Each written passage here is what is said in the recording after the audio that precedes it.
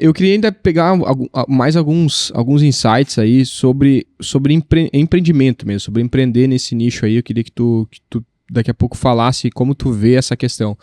Porque empreender na área de tecnologia empreender no geral não é simples, né? Mas quando a gente fala da área da tecnologia, que é assim como o marketing, por exemplo, né? Eu vou puxar a sardinha pro meu lado aí, é uma área que está sempre inovando, é uma área que lida com muitos desafios, é uma área que lida com muitas mudanças todos os dias, não é simples, né? Então, até pegando o exemplo que eu dei aqui do marketing, a gente, por exemplo, eu tenho um negócio que ele tem que se ajustar, por exemplo, ao que o Meta e ao que o Google desenvolveram como solução. Que aí é onde o Demander se enquadraria. Então, se o Demander mudar, fizer alguma coisa, daqui a pouco vai ter respingos, né, nas pessoas que estão... Vai ter, não. É certo que vai ter consequências naquelas pessoas que estão usando no dia a dia.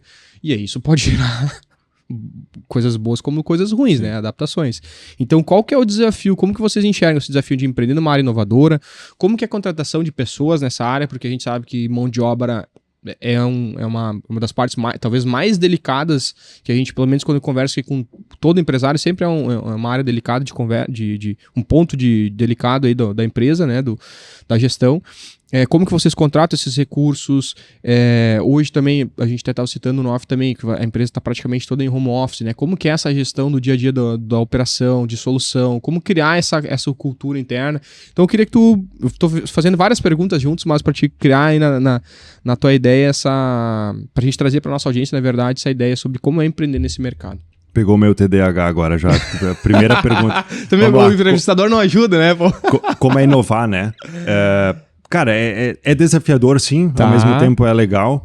O maior desafio, eu acho que é a gente estar constantemente atualizado. É tu saber o que está mudando, né? O que está mudando no Meta, o que está mudando no mercado. Tá. Para nós, o que está mudando numa Amazon da vida, que é onde a gente tem a nossa estrutura.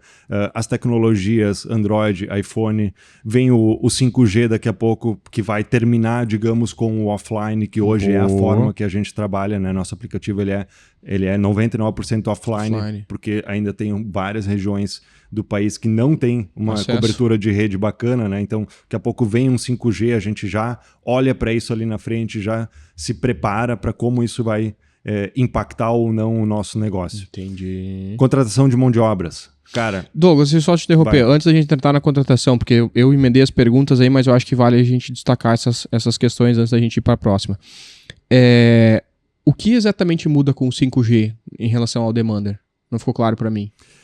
Hoje o aplicativo do Demander, um dos pontos principais dele é que ele é offline. Tá. Então ele funciona, uma vez que tu fez a carga dentro dele, ele pode trabalhar ao longo do dia inteiro com ele ali, tendo internet ou não tendo. Só precisa de ter internet na hora que tu vai fazer o envio dos dados. Com o 5G vindo, muitas empresas vão querer ter o estoque delas online. Na hora, e não mais quando eu faço uma carga de dados. Por mais que tu pode fazer a carga a toda hora. Mas eu fazer a carga tem um certo delay, que seja de segundos ou minutos. O 5G vai possibilitar que a gente plugue online no RP da empresa. Claro que não é a realidade da nossa região ainda, mas é a realidade já dos grandes centros aí, São Paulo, Porto Alegre, já vai ter uma abrangência bem boa de rede 5G. Cara, é bizarro assim aqui na região, porque eu vejo isso, eu vou trazer para o meu contexto, mas só para entender, porque o 5G aqui, quando eu estou em Lajeado, a minha internet já conecta no 5G, na maioria dos lugares, em Estrela não conecta 5G em lugar nenhum. Sim. Então assim, que loucura, porque nós somos cidades vizinhas, né, praticamente no mesmo lugares assim, e já existe essa diferença, então provavelmente vai ter um bom tempo até a cobertura ser realmente efetiva aqui no interior, especialmente, né? Vai. Ainda mais nós que estamos sofremos impactos. Olha ontem. Sim. Tu teve, não sei se tem Vivo. Ontem a o Vivo estava fora o dia inteiro. Se eu tivesse um aplicativo online ontem, todos os meus representantes vendedores não teriam trabalhado. Como é offline, o pessoal provavelmente nem percebeu. Porque saiu de casa de manhã, sincronizou no Wi-Fi, foi trabalhar, trabalhou o dia inteiro. De noite, quando ele retornou, na pior das hipóteses, ao meio-dia, quando estava no restaurante, ele conseguiu enviar a carga de dados dele. Caramba. Tá, e acontece de perder? Perder o quê? Perder esses dados que foram registrados no offline ali. Só vai acontecer se tu tiver o celular roubado, por exemplo. Então é muito raro. A gente não tem relatos de, perdi a carga de dados que eu tinha aqui. Não acontece. Não acontece. Porque o Demander, por si só, ele vai ter mecanismos de segurança dentro dele, né? Entendi. Vai ter lá os dados que estão quentes, vai ter o backupzinho dele que ele vai fazendo ao longo do dia, caso alguma coisa aconteça, e sempre que tu sincroniza, tá salvo na nossa nuvem e dali não sai mais. Caramba, sensacional. Tá, e tu citou a Amazon também. Tu falou que a estrutura tá na Amazon hoje? Nossa estrutura hoje tá toda ela hospedada em Amazon. Como que também funciona foi uma inovação lá no início, né? Porque no início a gente teve que escolher aonde hospedar, onde eu deixo nossa carga de dados. Entendi. A gente tinha players nacionais no início, lá 2012 até 14 talvez. E como a gente viu a Amazon naquela época crescendo, né, se tornando o grande player de mercado, para nós foi natural migrar para essa estrutura a partir do momento que eu comecei a crescer. E ter mais volume de dados. Tá, mas aí isso é um servidor, no caso? É um servidor. Hoje eu tenho um servidor de Amazon aqui em São Paulo, que é o nosso quente, que é o que trabalha dia a dia, que é o que está lá tomando porrada todo dia. E nós temos um backup desse nosso servidor na Amazon nos Estados Unidos. Olha, então eles se linkam, né, ao longo do dia eles vão sincronizando, fazendo backups lá nos Estados Unidos, justamente para caso aconteça de pegar fogo o prédio da Amazon aqui em São Paulo, ter uma redundância lá. Cara, eu nem sabia, agora eu vou dar uma de bem leigo, mas eu nem sabia que a Amazon tinha esse serviço. A Amazon para mim é aplicativo para ir lá e comprar meus livros. É um dos grandes nichos dela, assim, uma das grandes fontes de receita dela, e ela é o big player disso no mercado. Caramba. Agora, assunto polêmico, né? O pessoal que não é favorável à Amazon, talvez, mas assim, é o grande player que tem no mercado hoje, que vai ter mais robustez para te entregar, vai ter mais recursos para entregar, vai ser a Amazon. Caramba, sensacional. Tá, e assim, essa é uma área que eu desconheço muito pouco, eu queria só abrir também uma pequena gaveta aqui. Eu sou o cara de abrir as gavetas, só para entender um pouquinho mais, que eu fiquei curioso sobre esse mercado. O servidor é uma coisa física, né? É um computador. Sim. Né? E a gente com o tempo, a gente foi vendo que existem hoje redução, né? Pô, uma época precisava de um espaço físico muito grande para armazenar dados. Hoje, cada vez mais se armazena dados em espaços físicos menores. Uhum. Tô certo em relação a isso, né? Mas o custo disso também não é barato, né? Não é. Então, assim, vocês pagam um valor, porque assim, para hospedar um site, hoje eu tenho um X. Um site não é nada, né? Então, assim, para tu armazenar o sistema que comporta aí 1000, sei lá quantos acessos vai ter diariamente.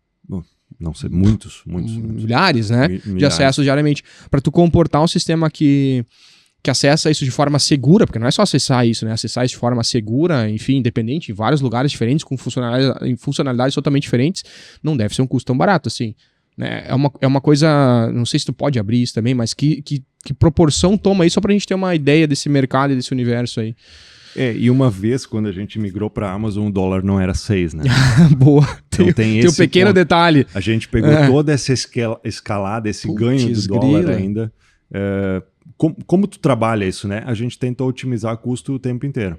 Então, para ter uma ideia em volume de dados, eu tenho clientes que transacionam 1 GB de dados por dia, por exemplo, que enviam e recebem até 1 GB de dados.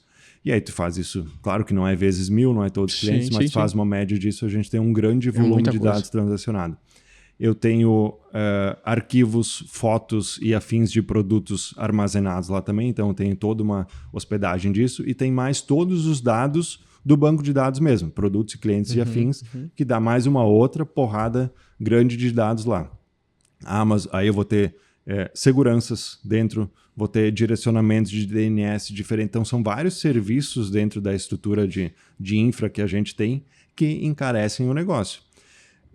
Abrir números, uma ideia de custo servidor. O nosso é extremamente otimizado. Então, tu vai pegar uma operação que nem a nossa. O número que tu vai ouvir agora não é o que o pessoal vai te dizer. A gente conseguiu este número trabalhando bastante.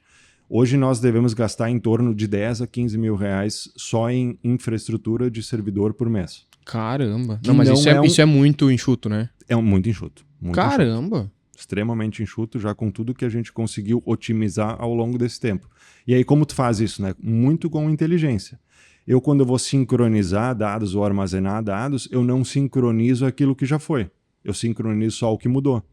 Porque o que já foi não precisa ir de novo, né? Boa. Então, esse tipo de gatilhos de inteligência que a gente foi fazendo ao longo do tempo que permitiu reduzir o custo de servidor para esse nível. Cara, sensacional. Sensacional. E esse é o jogo.